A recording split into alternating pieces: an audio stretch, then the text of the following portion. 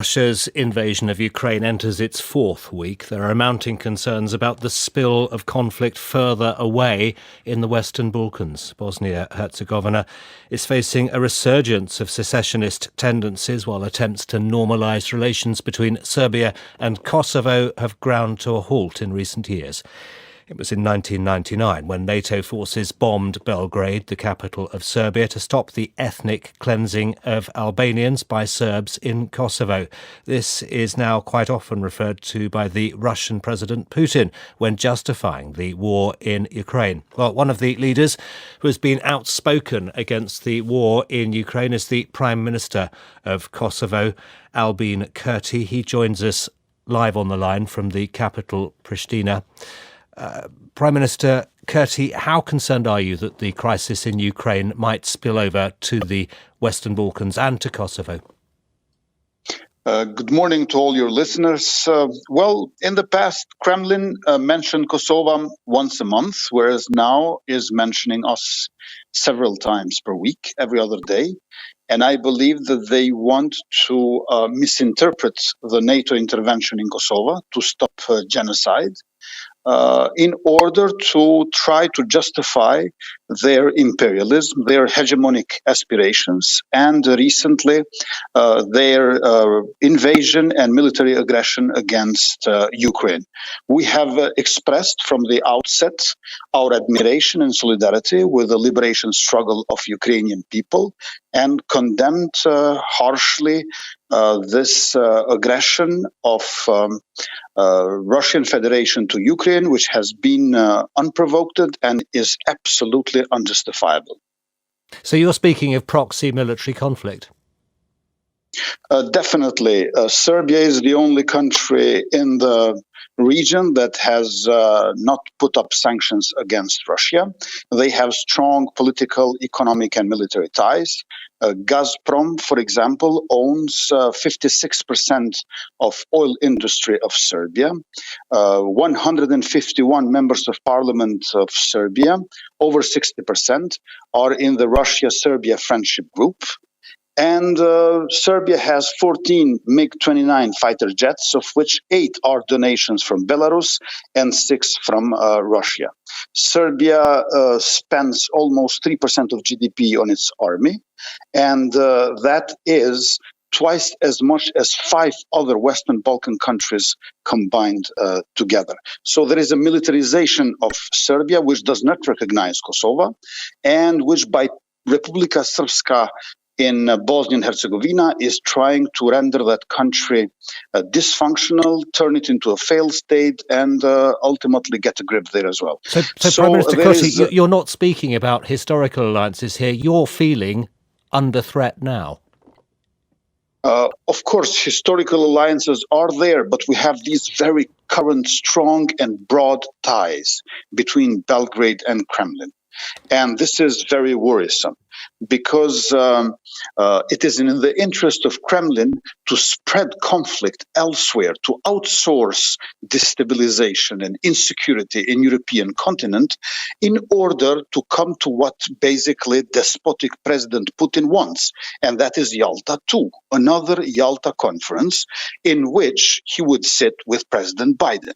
It is my firm conviction that President Putin does not want to sit down and negotiate with President Zelensky. Actually, he wants to murder him. He wants to sit down with President Biden, and that is very worrisome because they would look after other crises in European continent where they can cause next conflicts and wars in order to carve up Europe just as they did over 70 years ago. Prime Minister Kurti, it's very unusual to hear an elected leader, a prime minister such as yourself, on a radio station saying things so clearly. Do you get the sense that other world leaders are listening to you?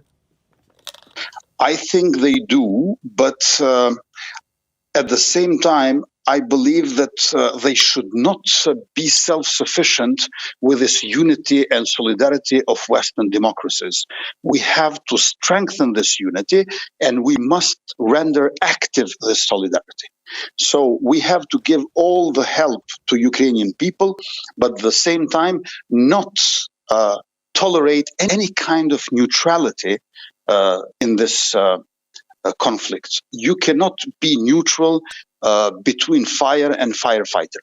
It is crucial now to unite and to be active in solidarity with Ukraine, but at the same time, all countries in Europe which are not firmly condemning and putting sanctions to Russian federations should be of our concern as well.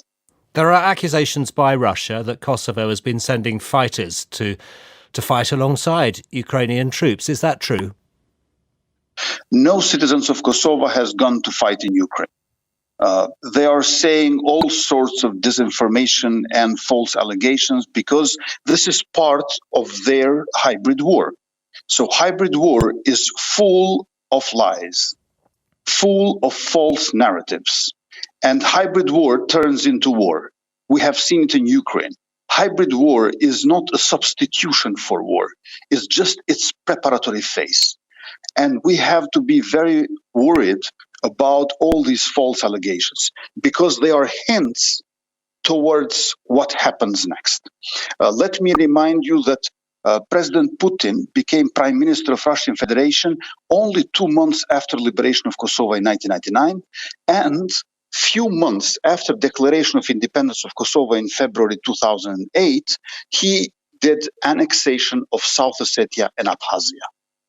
So Western Balkans is in danger because of Belgrade not distancing themselves from Kremlin. So here's the question: should NATO be, as it is at the moment, assisting in terms of logistics, but not stepping over, not actually moving into active conflict? Are you saying that there should be perhaps a no-fly zone? NATO stopped genocide in Kosovo, Serbian genocide in Kosovo. 19 countries got together to stop the butcher of the Balkans, Slobodan Milosevic, after he already has committed genocide in Bosnia and Herzegovina. So it was second genocide in continental Europe after Second World War, which made NATO intervene. NATO countries, people of Europe, should help Ukrainian people. So no-fly zone, yes or no? Defending the entire continent. No-fly zone, yes or no? Well, NATO knows that best. But I think that when you see people suffering in Ukraine and at the same time Russian planes and Russian artillery bombing civilians, I don't think that what we are doing at present, including NATO, is sufficient. The Prime Minister of Kosovo, Albin Kurti, speaking here on Newsday.